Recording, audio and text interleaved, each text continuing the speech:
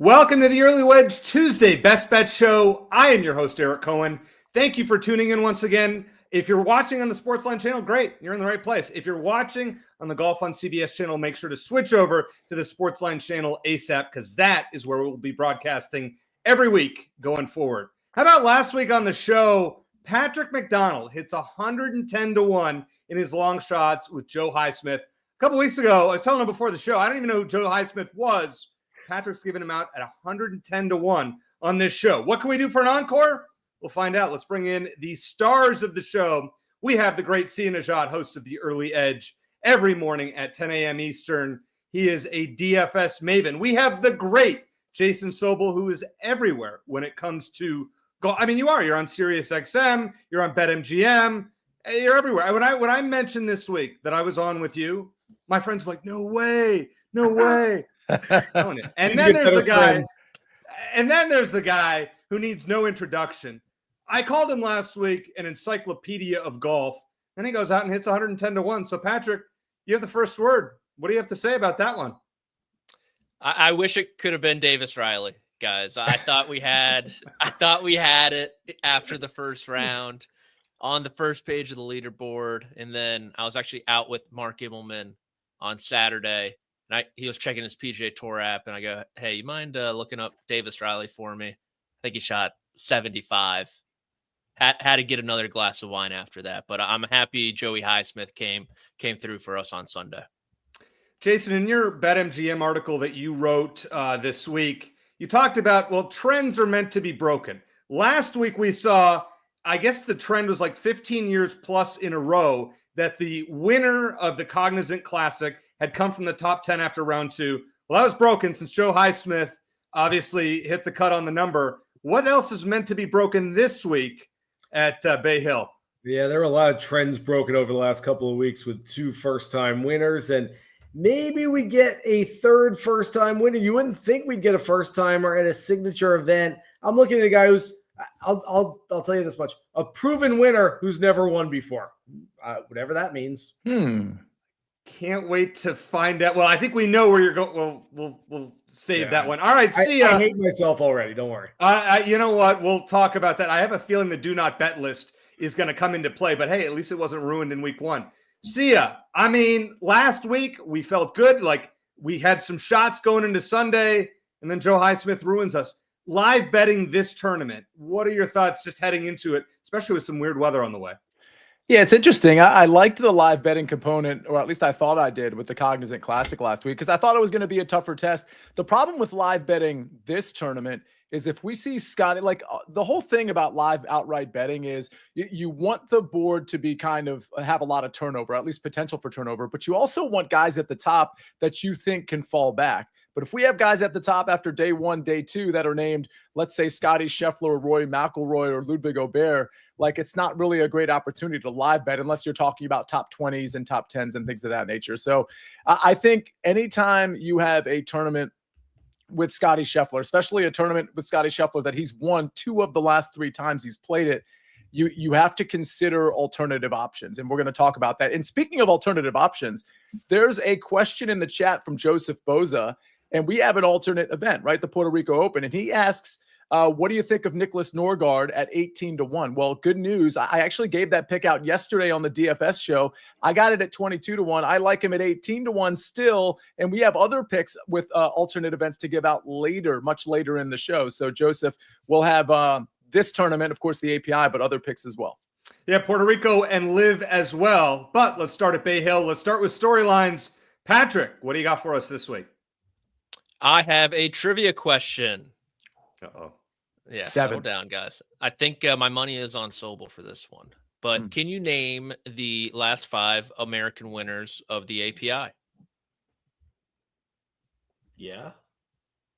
Oh, go ahead. I'll take that. Okay. Going back in order, there was Scheffler, Kitayama. Mm-hmm. Then we got into Bryson's in there. Okay. We get into the Hattons and the Molinaris and the Jason Day. It might be Matt Every and Tiger Woods. Yeah. Easy enough. Goes that far back. Well done. You get absolutely nothing. Yeah. But yeah, as Jason alluded to, there was some international player there, even with Kitayama. He was a DP World Tour boy, and then it's kind of shifted back the American way. So I could see it kind of going back to that international flair this week. The string they went on before Bryson kind of broke through there a few years ago. So that's just what I wanted to highlight.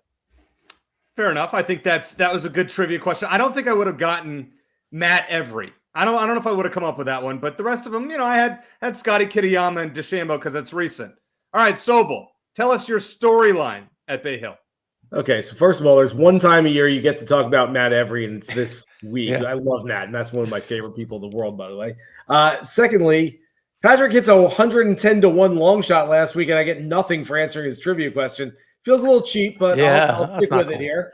And thirdly, Tariffs, man. Tariffs. Yeah, I know. Everything we wanted from PGA National last week that didn't happen will happen this week tenfold. I was out there today. Wind's blowing already. I've seen people who are in different areas of the country who are looking at their apps going, oh, no, it looks pretty nice this weekend. I'm telling you, I was there. I'm looking at the weather app on my phone. I live 10 minutes away. And by the way, for the third straight year, I hit traffic. I live literally, you drive this way for 5 minutes, turn right, drive that way for 5 minutes. At the intersection where I turn right, I hit 10 minutes of traffic going to Bay Hill today. It's ridiculous every single year. In any case, that said, the weather is going to be feisty this weekend. Wind gusts of up to 30 miles an hour on Sunday. The greens already have that little brown sheen to them a little bit. They're going to get quick. It's going to get firm. It's going to be a fun weekend.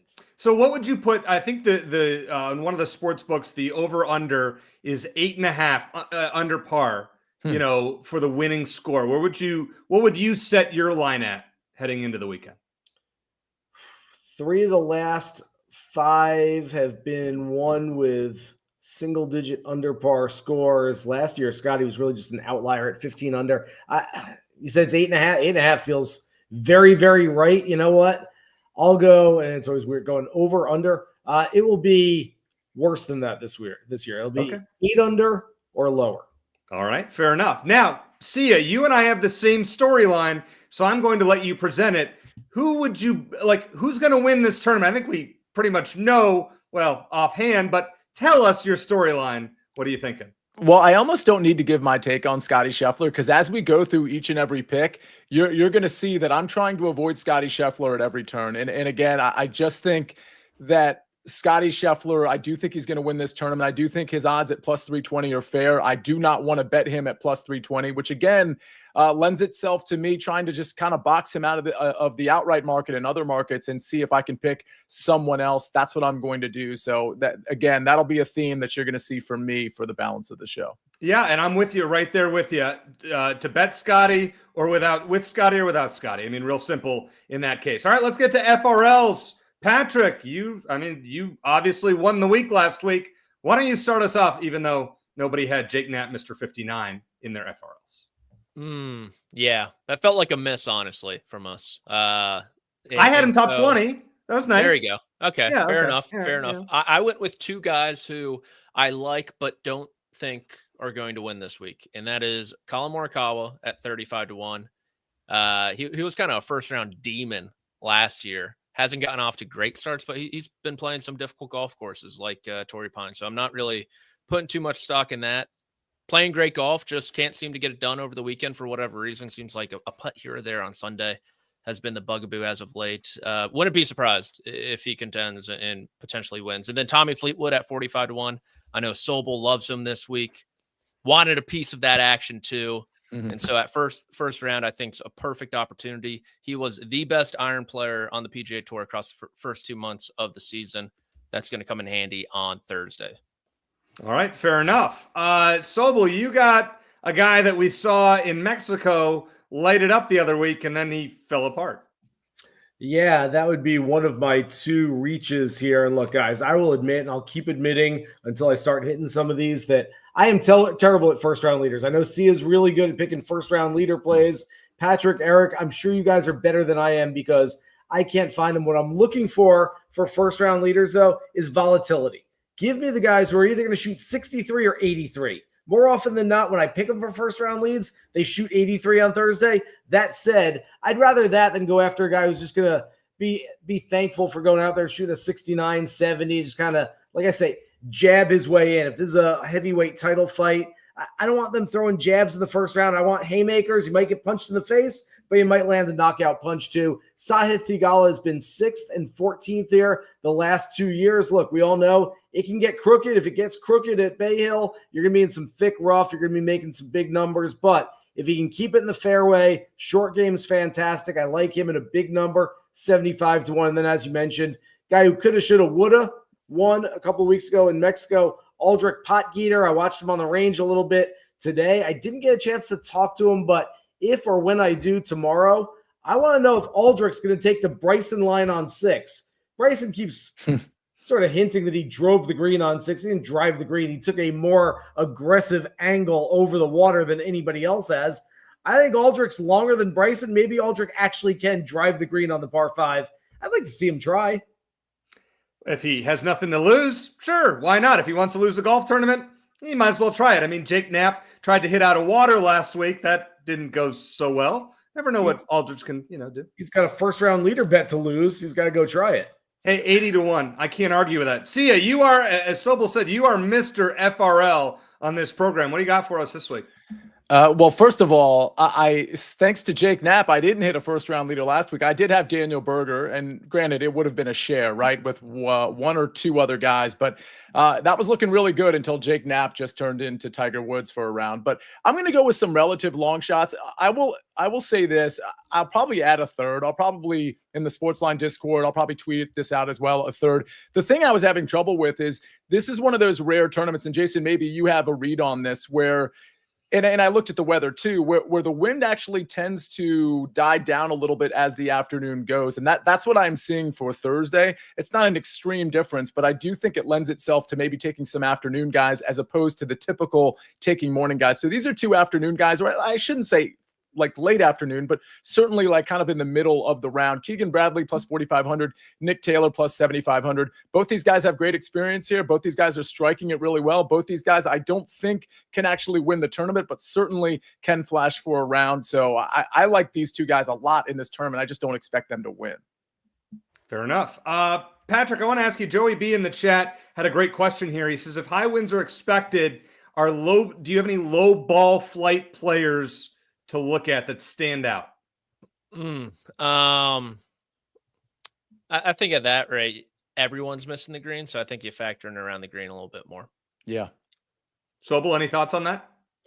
Yeah, I've actually changed my strategy. I'm going to get into one of my players in a little bit for finishing position bets, but I've always looked at really good putters for Birdie Fest, for tournaments that are going to go 20 under par or better, in that, hey, you're going to have to make a whole lot of birdies. I'm looking for the best putter who can just pour it in. It's going to turn into a putting contest.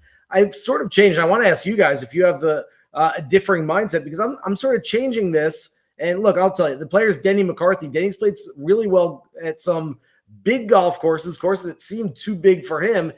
And what I'm looking at is the fact that if everyone's going to miss the green, everyone's trying to get up and down, you're going to have to make a lot of 6, 7, 8 footers to save par. Who's going to do that the most? The best putter out there. And I think Denny McCarthy has a nice chance on a ballpark that probably looks too big for him upon first glance. But look, if it's going to level the playing field by everybody missing greens, give me the guy who's going to roll in those putts, sort of like a U.S. Open type of setup. You just made Patrick's day, I'm sure, considering we know he is a big Denny McCarthy fan and had him in plenty of places on this program last week. Coming up next, Sia and I are on opposite sides. And no, I'm not showdowning you. I've already learned. Second show, I'm not showdowning you after we hear from one of our sponsors. Gives it to Jenkins for the championship. A 16 beats a 1.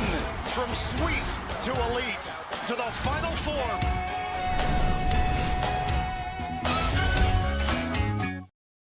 I already I'm in the basketball spirit, have my Arizona shirt on. Patrick will be in Tucson, I believe, in a few weeks, right? Playing the Pro-Am, the Cologuard Classic. Tomorrow. I'm heading out tomorrow, hopefully. Knock on wood. So when is the Pro-Am? Thursday, I'm guessing? Thursday, yeah. All right. Well, shoot low. Have a good time out there. Check out the great Tucson, Arizona. It'll be nice to have somebody else on this program in the western half of the United States because the East Coast bias here is yeah. Go ahead, Sia. Are you the pro or the am? What is this? This is breaking news. What are we talking about here? I'm the am, the pro Stewart Sink. So Get out of here. I think we have a pretty good chance to win, honestly. So I got to bring my A game. What are you playing at right now? A 3? Oh gosh, vanity handicap for your boy. It's brutal. The group's gonna hate me, which is quite unfortunate. No, I think I'm playing at a scratch. Index is maybe a 0.5. Wow. So I haven't looked at the rules. I have no idea what's going on. No wonder he gets invited across the country. That's why you get invited across the country when you're a scratch golfer. All right, why don't you start? Go ahead, Sia. Yeah, go ahead. Well, one thing, Stewart Sink reminds me of, first of all, speaking of first round leaders, I remember back in the day, I took Stewart Sink a couple times and he scared the first round lead, if not clipped it for me. But Patrick, I gotta tell you, you need to tell Stewart that Golf Boys 2.0 is like one of the coolest videos I've ever seen. To this day, I watch it. It's like a great hype video and it's hilarious. So props to Stewart Sink. Please let him know that. Thank you. Yeah, for sure. I'll ask him. I will add in Stewart Sink, one of my favorite dudes over the years. I broke the story. I didn't break the story. Remember while 12 years ago, Stewart Sink went to shake hands with his playing partner at the end of the first round and took his hat off and his head was like gleaming white and it went viral on Twitter. Yep. Well, the next day I'm waiting for him after the second round and he walks off and he had to birdie 18, by the way, I believe, to make the cut. So I felt a little better. And I said, "Hey, Stewart, your head's going viral." And he's like, I don't know what that means. And I'm like, well, he was a big Twitter guy at the time. I go, like, you took your hat off at the end of the round and everyone's talking. He's like, oh, yeah. He starts explaining it all to me. And I'm like, I'm going to write this story. Is that okay? Like, I kind of feel weird asking you about your head that's really white, even though the rest of you is tan. And he's like, no, cool. Do you want me to take my hat? I took pictures of him from every angle. Like I was taking mug shots and he gave me 10 minutes worth of quotes about his head and how he tries to tan. And as soon as he puts the hat on, like his head turns white and the rest of him tans even more. I don't know. Stupid story, but he's a great dude.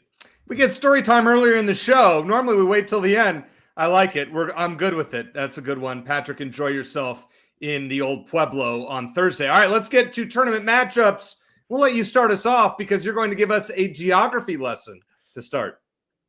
Who did I go with here? The matchups, I feel like they weren't really up yet.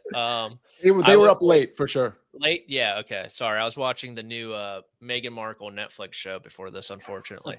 I took Ludwig Oberg -150 over Victor Hovland and Chris Ventura, the pet detective. Actually, I liked Ventura last week, honestly. It just didn't come through for me, unfortunately. But wanted a piece of Ludwig somehow. I think -150 in this 3-ball is more than fair. And with the way he's playing, I wouldn't be surprised if he contends. So Hovland's going through it still. Ventura's just not up to the quality yet. So I'm willing to pay the heavy price at -150. Sobel, tell us about your picks.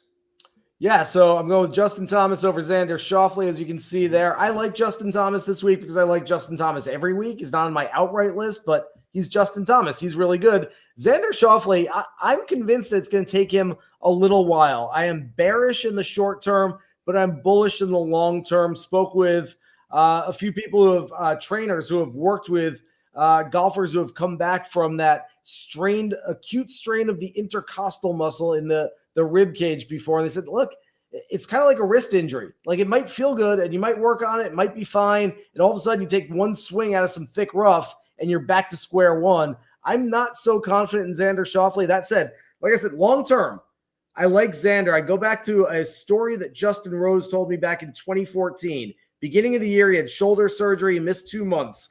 Towards the end of the year, he won on the PGA Tour. He won on the DP World Tour. He had a bunch of top fives. I talked to him at some point late in the year and asked him why he was playing so well. And he said, it's because I missed those first 2 months. I didn't want to miss that time, but now I've got more gas in the tank than every other guy out here. I can see everyone else is running on fumes, and I feel like I'm ready to go out and play some good golf. I think when we get to July, August, September, big event in September, Xander Schauffele is going to be ready to roll, and he's going to be playing better golf than maybe anybody else. And my second one is Shane Lowry over Sungjae Im. This has a little asterisk, and I'm fading Sungjae here, and I do like Shane, and I know a bunch of us are on Shane. I talked to Shane for a while this morning. He said the last week and a half has been the busiest week and a half of his career. Last Monday, he played in the Jake, which is Jack Nicklaus's tournament at the Bears Club, where Shane is also a member. After that, He had a bunch of Strixon stuff that he was shooting for commercials. Obviously played at PGA National for 4 days where he played very well, finished in the tie for 11th place, which was actually his worst finish in the last 4 years at the Cognizant. And then yesterday, he played the Seminole Pro Member and then played TGL, wanted to take the day off today, but he cracked his driver, so he came to Bay Hill to work on finding a new driver. There's a lot going on with Shane right now. Again, still, I like him. I'm on him, but that's the whole conversation we had this morning. That's a lot going on right now. Well, Sia, you're with Sobel here. I mean, you got the inside scoop there about Shane Lowry. Do you like your pick even more now? I like it less. I mean, cracking your driver, being that busy. I mean, honestly, Sobel, you and I have to chat before the show now. And honestly, it's really cool that you were on grounds, like a range report. Any nuggets you want to drop during this show, that's kind of cool too. You already did, by the way. But yeah, I'm still going to roll with Shane Lowry over Sung J M. And it's just because I think Sung J M's relatively broken. Although I will say last week, he actually struck it okay. Shane Lowry's approach play and his ball striking has been really good lately. We know he should be good on this course. The history is fine, and the sort of the course makeup is good for him. So I'll take that. Keegan Bradley over Tom Kim. Tom Kim's striking it okay. I really like Keegan Bradley's experience on this course. You saw I had him as a first-round leader. You'll hear about him later in the show as well. But really like the form coming in. Really like his history here. So I'm going to take him over Tom Kim, who I think will have a very average tournament. And then this is the one where EC, you and I are up against each other. But here's the thing. I mean, you could technically like both of our picks here and make money, right? Mm-hmm. Because ultimately, you know, we're fading like in the top Canadian bet, which I have Nick Taylor at plus 360. I'm fading Connors, but I'm also fading Taylor Pendrith, Mackenzie Hughes. I'm trying to think of the last guy in there. But the point is, who was it? Hadwin. There you go. Adam Hadwin. Thank you.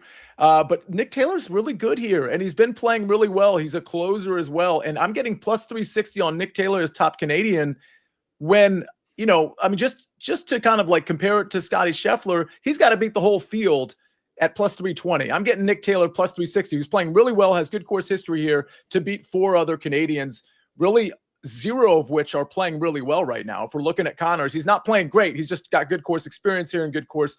I mean, he's got good course history here and typically a good ball striker, but I'll take the plus 360 move here. By the way, just real quick, it was Ben Crane that I was thinking of, not Stuart Sink. Sink is featured in the song, in the lyrics, but it's Ben Crane who I was thinking of in Golf Boys 2.0. My bad. Wow. Do all bald white guys just look the same to you? Yeah, that's on me. Yeah. Who are you going to mix them up for next, Sobel? You know, Sia, you're right about our top Canadian here. I'm going Corey Connors because he struck the ball so well at Bay Hill. In 6 trips, he's gained nearly 26 shots on approach. In his last 4, has a solo third and nothing lower than T21. If he can putt halfway decently, and I think you probably say that about Corey Connors any week, feel pretty good about this at plus 240. Patrick or Sobel, do you have any update on the Seminole Pro-Am from Jeff in the chat? Do we have any thoughts? Yeah, go ahead, Sobel. Were you there? I was not there. Billy Horschel won with his partner. I believe Bill Davis is his name.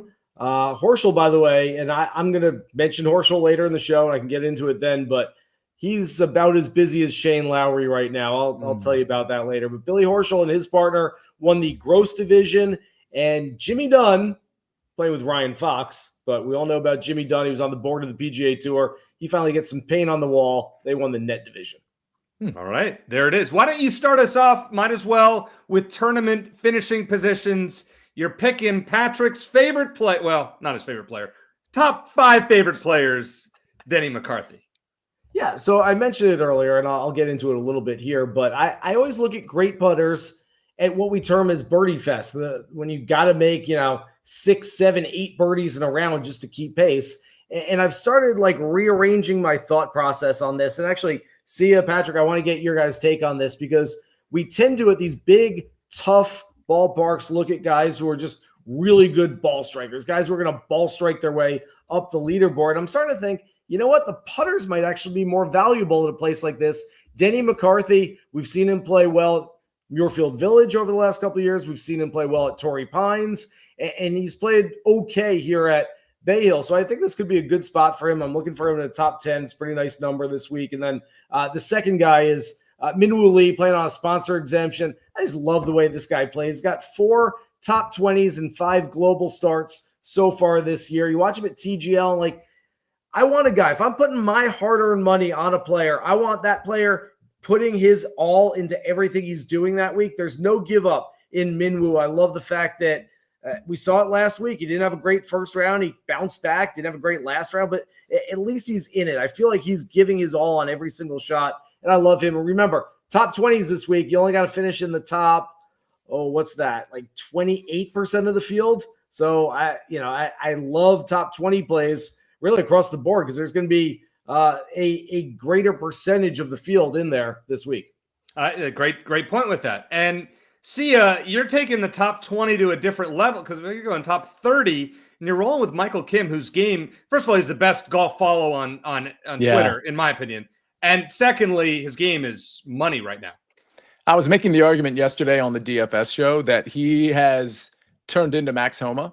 Like Max Homa was the guy that was playing great 2 years ago, 3 years ago, was like a social media king. Michael Kim is that guy right now. I mean, the ball striking is so good. It's been good. But what's really cool about Michael Kim is the short game has really come along for the ride. And now we're seeing a guy that's like, I mean, look at the metrics. I mean, it's just green across the screen for Michael Kim. So I don't think, I'll have to go back in my notes, but I don't think he's played here before. So that is, I don't think that's a huge problem, but it's just something that's noteworthy. I know there's a couple of guys I like this week, like Akshay Bhatia, maybe Michael Kim as well, that haven't played at the API. But I like him as a top 30 plus 100. By the way, I should mention BetMGM has opened up the top 30 market. When we were doing this show last year, it was just DraftKings that had top 30, and BetMGM was giving you, the top 20, top 40 market. Well, they've added the top 30 market. So correct me if I'm wrong, EC, but that's with ties as well, right? So we're getting a really good number on Michael Kim plus 100 with ties. And then Keegan Bradley top 30. I gave this out earlier today on the early edge at minus 125.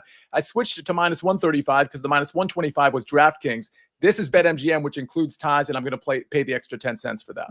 And I love when you play ties. That's the key with all these bets. Patrick, you're also sticking with the top 30s. You and I both on Ben Griffin, who, by the way, I had an outright on Ben Griffin last week. Watching him down the stretch was painful, so he's not going to win.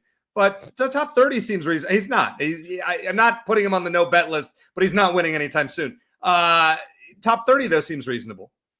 It does, yeah, plus 105. I'm a little concerned about his energy levels. He has played every single week outside of the Century so far on the PGA Tour this season, which is lunacy. But back-to-back T4 finishes, like Sia said about Michael Kim, the loan shark is also gaining throughout the bag. Had a good finish here a couple years ago too, T14 in 2023. So we're going to ride it. Hopefully he can get through. Well, I mean, he's playing next week too, so more golf after this, but hopefully he can get through this week with enough energy through 4 rounds. It's going to be tough though, I imagine, at plus 105. And then Davis Thompson, I can't quit this guy. Plus 110 for top 30. Hit it well last week, just made nothing on the greens, was not good around the greens. But second straight week, he was good with his irons, the ball striking, the full swing. Looks to be getting much, much better. And he's someone who can kind of pick apart this place with his driver and maybe separate himself from the field, or at least separate himself from the bottom half of this field. So top 30 at plus 110, I also like. And I can't blame you for that. Listen, top 30 is almost half the field, as you said, so it makes sense. I'm going with the Ben Griffin pick, top 4 or T4 finishes in each of the last 2 weeks. He's thriving with his long irons and his putters, you said. Does he have the stamina? If so, I think he can get a top 20, not winning though, plus 175 there with ties. Then I'm going Alex Smalley, top 20 with ties. I think this number is something plus 240 is what it is. So Smalley has 6 starts on the PGA Tour this season, 5 finishes of T21 or better. He's got a well-rounded game, but the problem is that he's not putting all the pieces together in the same week. He gains in certain categories and then loses in one every week. It's like, Alex, just put it together and you can cash this plus 240 for me this week. Coming up next, I want you to pay close attention to the do not bet list because there's a lot of players these guys are picking that are on it after we hear from one of our sponsors. Who's in? Who's out? Let the madness begin. The NCAA Men's Basketball Championship Selection Show on CBS and streaming on Paramount+. All right, let's see it. I want to see what we're looking at with there it is, the auto fade list. We survived last week. Joe Highsmith was not on there. This week, it's going to get interesting. So a few players to keep an eye on. Matt Fitzpatrick has a great track record here. Can't lay. A lot of people like him.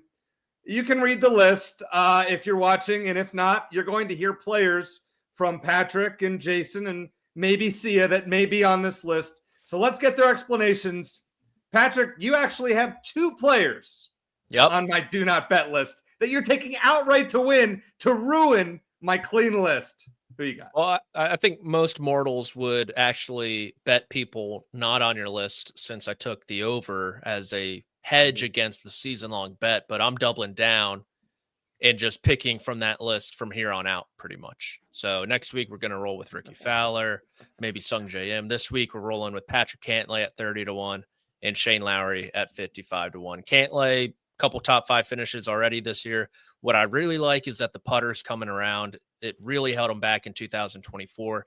If that can continue across the country, then I think he has a great chance to contend, just given how well-rounded his game is.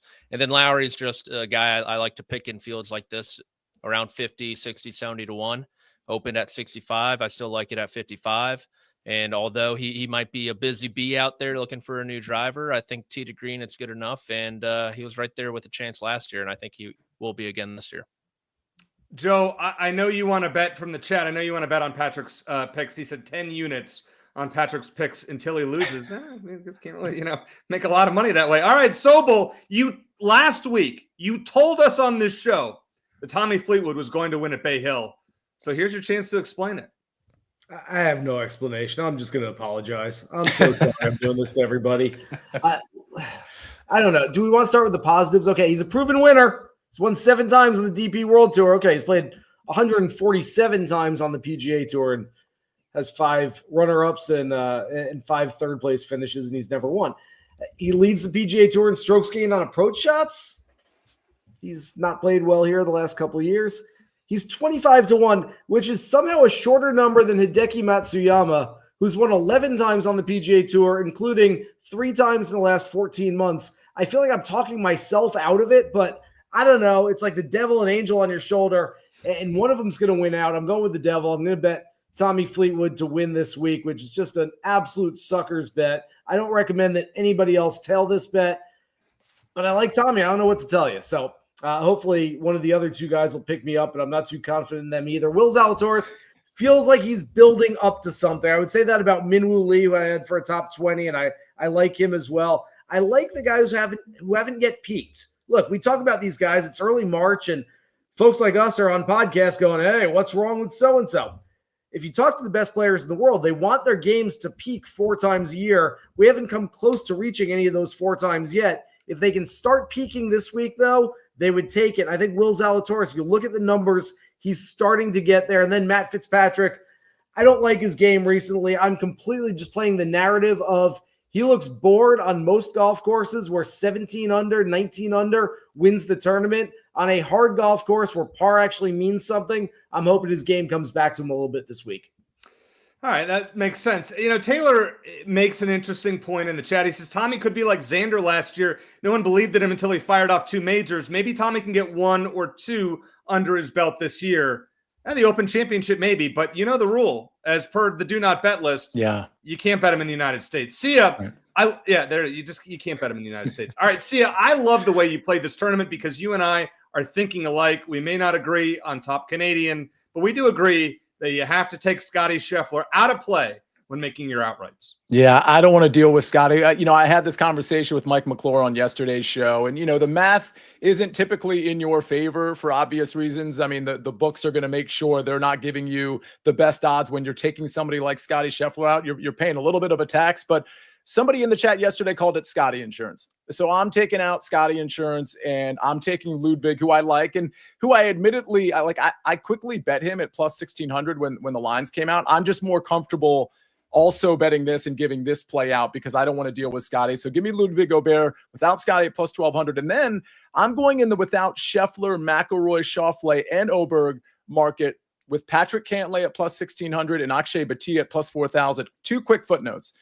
At Akshay Bhatia actually hasn't played here before. But Michael Kim, the hardest producer at CBS, as far as I'm concerned, Josh, he corrected me. So Michael Kim played here at the API at Bay Hill in 2019, where he missed the cut, and in 2017, where he was T17. So he has some experience. It's just dated experience. But Tia doesn't have any experience, but his ball striking and in all the box that I want to check here in terms of accuracy, in terms of long iron play, can get it together with the putter. I think 40-1, taking all of these guys out makes sense for him.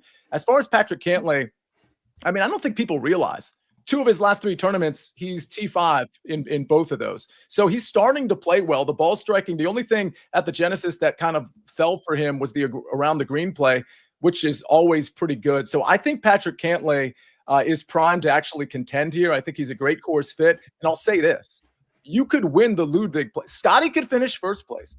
Ludwig could finish second. And then you could have McIlroy and then Schauffele finish third. And Patrick Cantlay finished fourth, and you'd win the Ludwig bet, and you'd win the Patrick Cantlay bet. So we're scooping, everybody. There you have it. Sia, you really figured this out. I mean, that's intuitive. I'll give you props for that one. I'm also going to play 2 of those. I'm quitting the show. The guy who's won 110-1. The guy who's Joe Highsmith.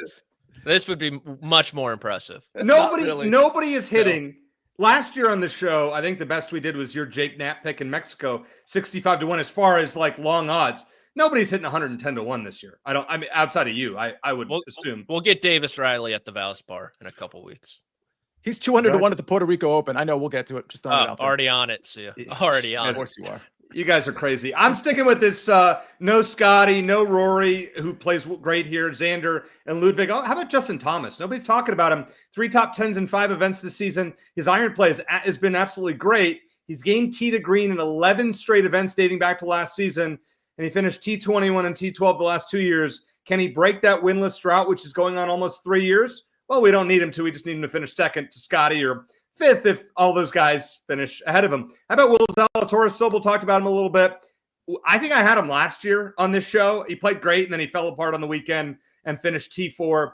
Can he hang in there? He doesn't usually fare all that well in these birdie fests, but this is kind of like has major conditions if the wind keeps up, maybe a higher score than usual. And we know that he has 3 second-place finishes in majors in his career, so let's hope that maybe he can get us a second behind Scotty this week. And how about Bobby Mack? He's used to some strange conditions, let's say, playing links golf overseas. And can lefties go back-to-back in Florida? You're a lefty on the golf course, aren't you, Patrick? Is that I right? am, yeah. Yeah, there you go. So, I mean, of course you have an affinity for lefties. So you got to like my Bobby Mack pick. He's gained strokes off the tee in 13 straight tournaments dating back to last year. And this is the site of where he made his PGA Tour debut in 2021. Got a T36, gained 5.5 strokes putting. All we need him to do is lose to Scotty, Rory, Schauffele, or Oberg, or a combination of those, and we cash it. So that is the way that I am playing this week. Now, if you watched last week's show, you knew the long shot section is where we made money. Patrick, I'm going to let you start us off because you made some people in the chat a lot of money. Yeah, I went with Sepp Straka this week to kick things off at 70-1. I think the qualifier was above 70-1 last week that we agreed upon. I'm totally making that up right now. But this is a guy who is inside the top 10 in driving accuracy and inside the top 10 in strokes gain approach. He's not a big bopper like the rest of the gang out there, but he's going to put the ball in the fairway, and his iron play has been exquisite so far this year. I know the course history isn't great, but Sepp Straka has never been this version of Sepp Straka leading up to this tournament. And then Harris English, 175-1. This is a guy who just won at a very difficult golf course. We could take a page out of Sobel's book, right? You want a good putter this week? Well, Harry English is certainly that. He can manage his way around very difficult tests. He's played great here at the API, T2 in 2023, T21 last year. Both of those were when the API was a signature event. So I'm going to get in on that. And then Sia, Davis Riley, 200-1. We're just going to throw him in here as well. We're going to throw him in here as well. That's the Puerto Rico, though. We just wait for it. We'll talk about that next. Guys in the chat, we're doing Puerto Rico, by the way. We're going to spend 3 hours on the Puerto Rico Open. Don't worry. My bad. I really hope that we're not doing that. Sobel, you're giving a couple of triple-digit odds, starting with your man Billy. Right. That's because I was told long shot, so I picked guys in the triple digits. That's how this works when you're taking long shot players. I'm not thinking, well, 22-1 is kind of a long shot because his name's not Scotty. All right. So my first guy, look, I talked about guys being busy out there. Shane Lowry, Billy Horschel, who I know really well, kind of blew me off today. The fans were like, hey, Billy, can you sign this? He's like, sorry, guys, I got to roll. And I'm like, geez, like he's like running through that place. I didn't realize he's playing TGL right now. That was like 5 hours ago at Bay Hill. And so somehow he was getting out of there, getting on a plane. I assume he wasn't being driven, and getting down to South Florida and playing TGL and then coming back tomorrow morning. I mean, there's a lot of stuff going on for these guys right now. That said, I like Billy. It's just a pretty good number for him. And speaking of numbers, guys, I don't know if Nick Dunlap can go out there and win this week, but he is getting absolutely no respect in the market. This is a guy who's 21 years old and has 2 career PGA Tour wins already. There are a lot of guys, including the guy at 25-1, who's never won on the PGA Tour that I'm picking to win this week. There are a lot of guys with fewer wins than Nick Dunlap in a very short time on the PGA Tour, and he's getting no respect, and we should take that to our advantage. I like him on a regular basis because he's proven he can win. 200-1, I'll take a shot on that. I like it. And if you hit that, I mean, listen, I'm never giving out a 200-1 on this show. I don't know if I have the courage to do that. So many props and good luck to your pick of Dunlap there. Sia, you're still sticking with the no Scotty Scheffler market for your long shots. Yeah, I don't want it, but I do want Nick Taylor without Scotty Scheffler. I think 90-1 is a pretty good number on Nick Taylor. Again, I liked him as top Canadian. You know, coming into this tournament, I wasn't going to be super big on Nick Taylor, but again, I'm just trying to find markets where a guy who's really hot, who I know can win, where can I bet him? And I think this is a good spot, 90-1 without Scotty. Harris English, I'll just, I guess I don't need to pair it what Patrick just said. I will say that, the short game, the around the green play can spike. It can kind of be hit or miss for Harris English, but we saw how he navigated the Farmers. I mean, it was with the putter, it was with the around the green game. He lost off the tee and still managed to win that tournament. So Harris English is a guy who has history here. And if this becomes like a really weather-ridden tournament, Harris English is one of those guys that can pop up and just suddenly be in the top 5 on Sunday. So somebody in the chat last week said, what is this? You're picking shorter odds in the long shot section. Got to fit in my parlays somewhere. If you watched this show last year, I had to do a weekly parlay. So we got 2 of them for you this week. It was involving Scotty Scheffler because we got to make money when Scotty Scheffler wins this event. Scotty top 5, Bob McIntyre and Wyndham Clark top 10. Remember, Wyndham Clark finished second last year. We're getting 33.5-1 on that. And then this one, Scotty to win. And Justin Thomas and Will Zalatoris top 10, including ties at nearly 52-1. I'm telling you what, you want to win a Scotty Scheffler bet at 52-1. This is how you do it. I'm just telling you right there. As Joe said in the chat, this is a degen parlay. I am a man of the people. And yes, I am. We are going to hit Scotty Scheffler to win at 52-1. You can thank me next week on the program. Go ahead, Sobel. Eric, you like degen parlays. I've come up with a little weekly ritual every Wednesday night. Pour a nice glass of wine, put on some music, and sit around and make, I'm telling you, don't put a lot of, $1 parlay bets. We might round robin. We've got 6 events on the professional side this week. We've got 2 on the PGA Tour, a DP, a LIV, a Champions, and an LPGA, I believe. And just throw them around. Just $1 here, $1 there. I don't know. It might add up to a lot after a while, but who cares? You got a nice glass of wine, get some music on. It's a fun little activity on a Wednesday evening when you have absolutely nothing else to do. So I respect it. I respect it because in 2020, I did that in a way with the Genesis Open and the Daytona 500. I had Adam Scott to win, which he won. And I had Ryan Newman to win the Daytona 500. He's winning coming down the final stretch. It then got wrecked, and it was a very serious wreck. Somehow came out of it just fine after a few days. Would have won me $2,400 on a $2 bet. No. That's how you got to do it. That's not. I'm telling you, it's I'm going okay, Nick Dunlap at Bay Hill and Ernie Els at the Cologuard, and we'll get to my pick at the Puerto Rico. But and then someone else on the LPGA, Sam Bairstow at the DP. I mean, it's $1 to win $7.5 million. I mean, if we're gonna have fun with this thing, let's go have some serious fun with it. And by the way, I get a chance. No, from the guys in the chat, no, it hasn't hit yet. I'm still working. Well, I get to plug. I do write a column every week on SportsLine. You can read Patrick writes a bunch of stuff all over CBS Sports and SportsLine.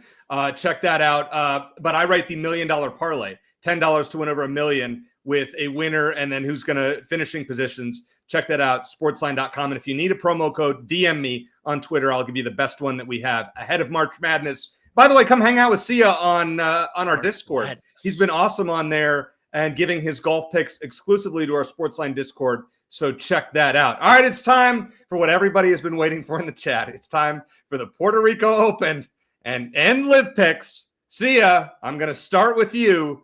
Give us your 3 Puerto Rico picks. All right, let's go. Nicholas Norgaard, he's at the top of the board. I wish I just went with long shots here, but Norgaard's actually a really good golfer. We saw him last week play really well. We've seen him on the European Tour play really well.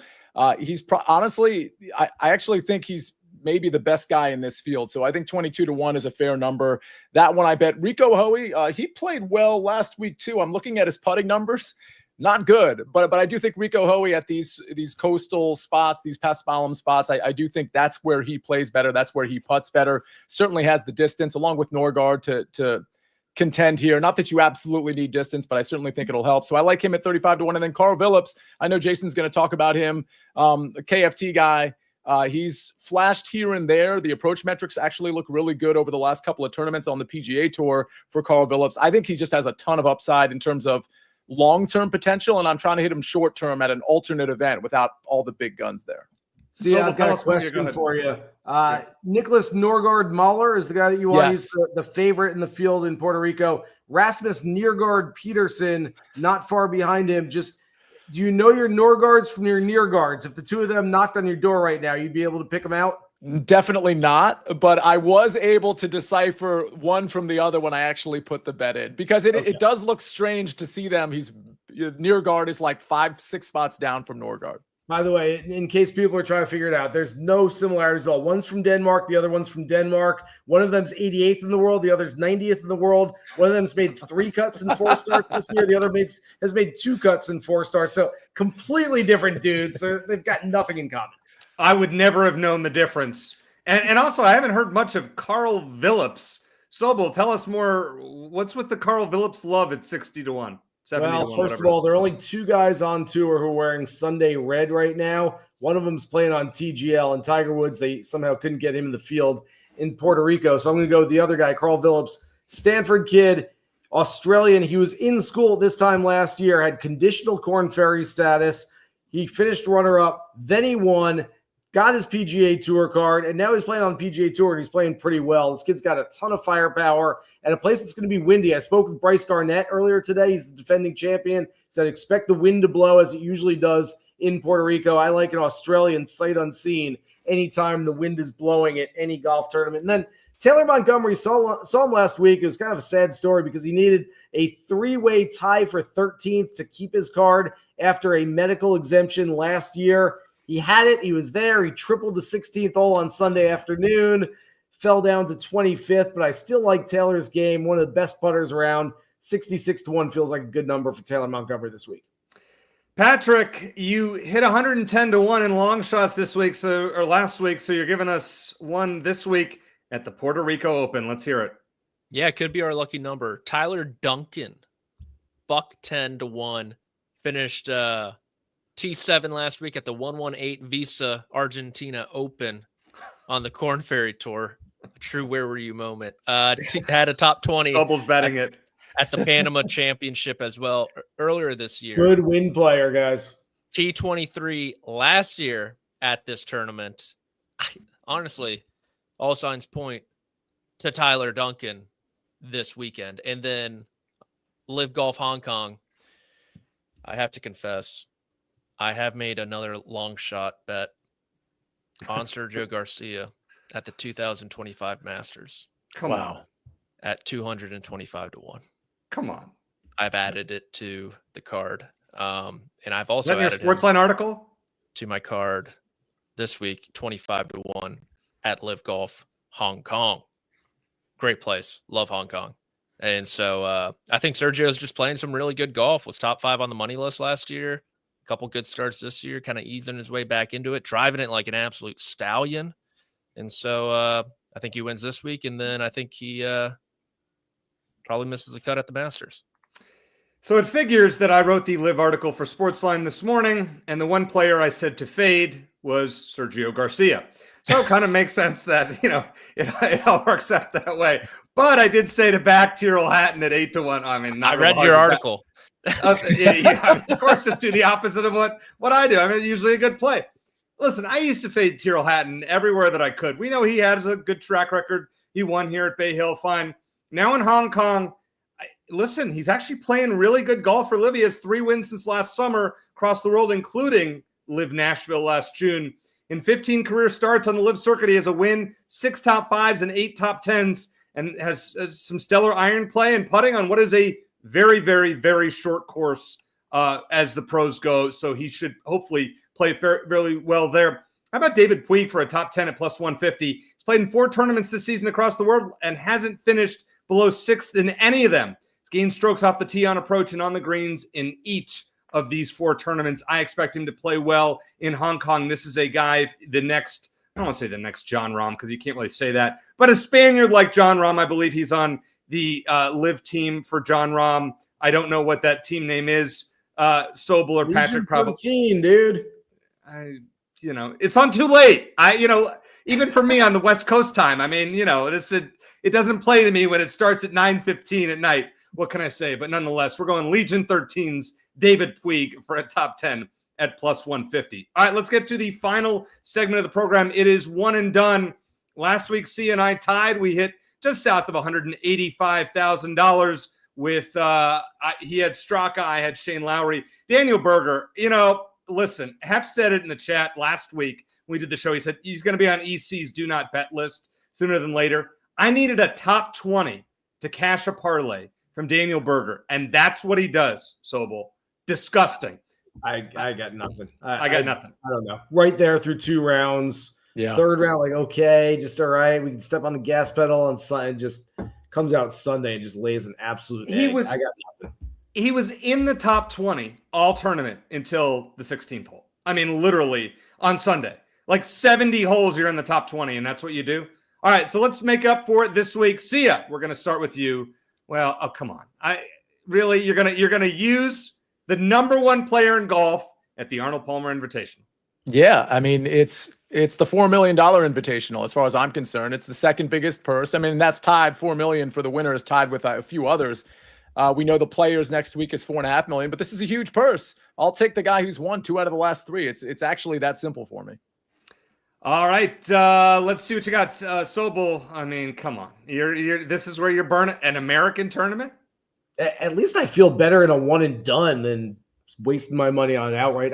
By the way, I will back up Sia's play. I have changed my tune in one and dones. I think back in the day when all the majors were worth a lot more, if you're playing for money, like you get the money that they get, which we're doing here, I have no problem taking the best players at signature events or other events, save them for the playoffs.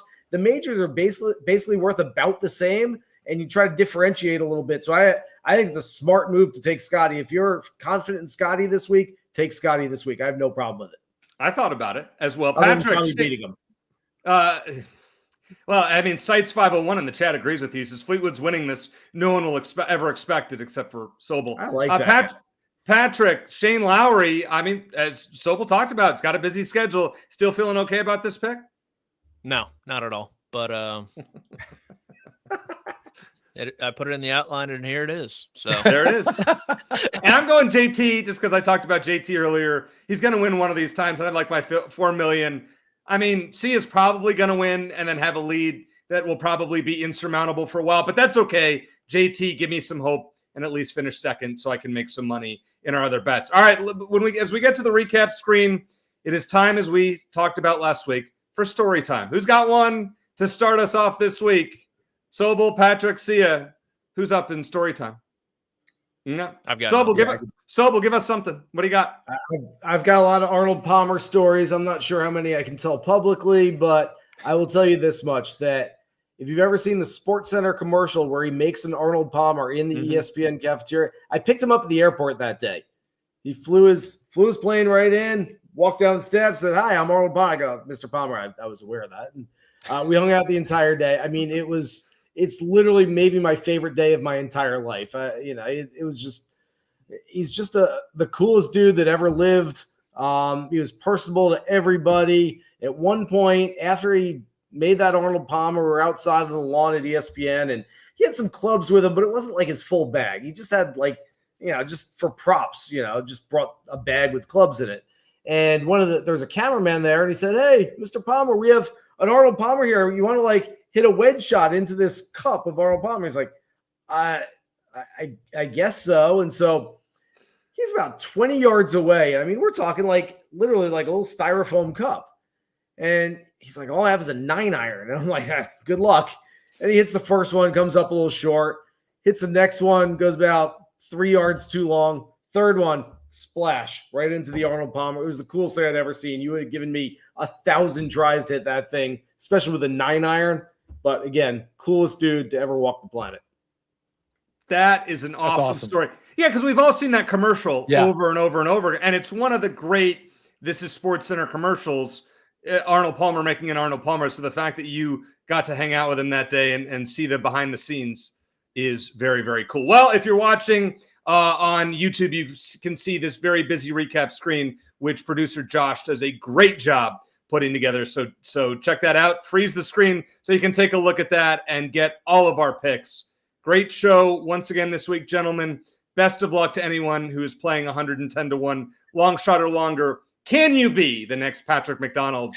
I, for one, will not be. So for Sia Nejad, Patrick McDonald, and Jason Sobel, and producer Josh does a great job behind the scenes. I am Eric Cohen. Thanks for listening. And as I always like to say, let's hit it big. Good luck.